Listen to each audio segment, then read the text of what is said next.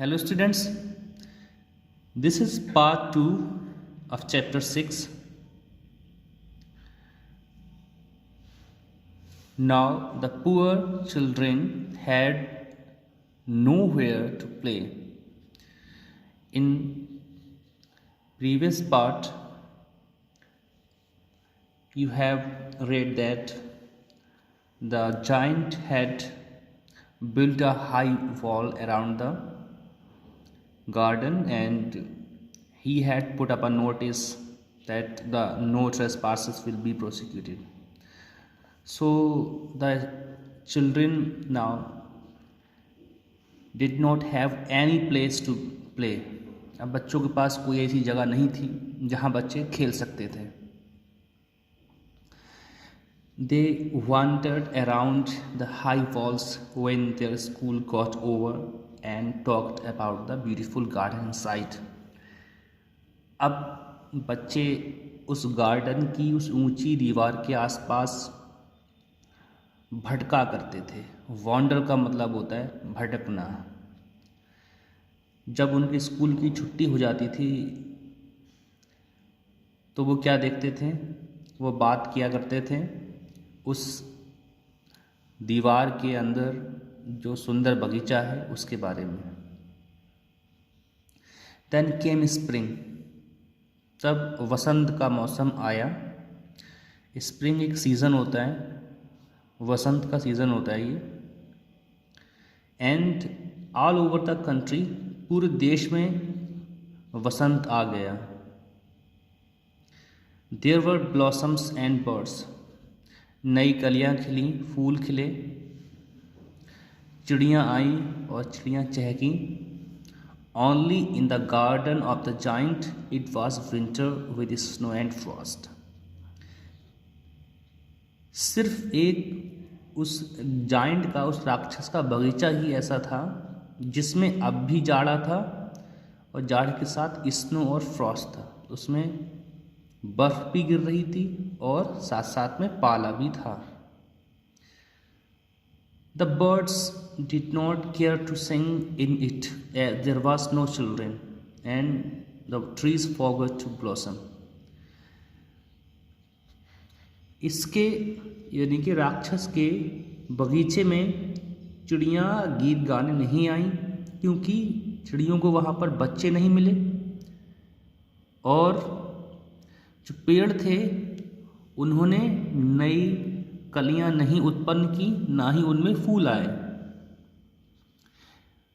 राक्षस बोलता है, क्या बोलता है? I can not understand why spring is so late in coming, said the selfish giant as he sat at the window and looked out at his cold white garden. लिखा है कि ये जो राक्षस है ये खिड़की के पास बैठा हुआ है और देख रहा है अपने बगीचे को. बगीचे में अभी ठंड है. बोलता है कि मुझे ये समझ नहीं आ रहा कि आखिर वसंत इतना लेट क्यों आ रहा है, या ऐसे कह सकते हैं मुझे ये समझ नहीं आया कि मेरे बगीचे में वसंत इतना देर से क्यों आ रहा है. Said the selfish giant. राक्षस ने कहा था. I hope there will be a change in the weather soon. मैं उम्मीद करता हूँ कि मौसम में जल्द ही बदलाव आ जाएगा. वेदर का मतलब होता है बच्चों मौसम. But spring never came nor did the summer. लेकिन उसके बगीचे में मौसम नहीं बदला, ना ही उसके बगीचे में वसंत आया और ना ही गर्मियाँ आईं. वन मॉर्निंग, एक सुबह, when the giant woke up, जब राक्षस जागा, ही हेयर्ड सम लवली म्यूजिक. उसने कुछ मधुर संगीत सुना. It was a little bird singing outside his window. एक नन्ही सी चिड़िया थी जो उसकी खिड़की के बाहर गा रही थी। It seemed to him the most beautiful music in the world. और ये संगीत उसको दुनिया का सबसे ज़्यादा सुंदर संगीत लग रहा था। A nice perfume reached him, और उसकी नाक तक एक बहुत ज़्यादा सुगंधित एक सुगंध उसकी नाक तक पहुंची। मतलब ये हुआ कि उसको एक महक आई।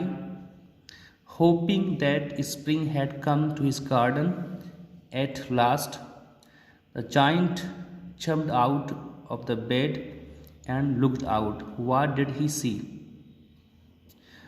उम्मीद करते हुए कि अब चिड़ियाँ भी गा रही हैं, महक भी आ रही है, सुगंध आ रही है, ये उम्मीद करते हुए कि अब बगीचे में वसंत आ चुका होगा, वो उठा, अपने बिस्तर से उठा और उसने देखा। अब वो क्या देखता है, जो भी उसने देखा है अब वो हम कल पढ़ेंगे। आज के लिए इतना ही बच्चों।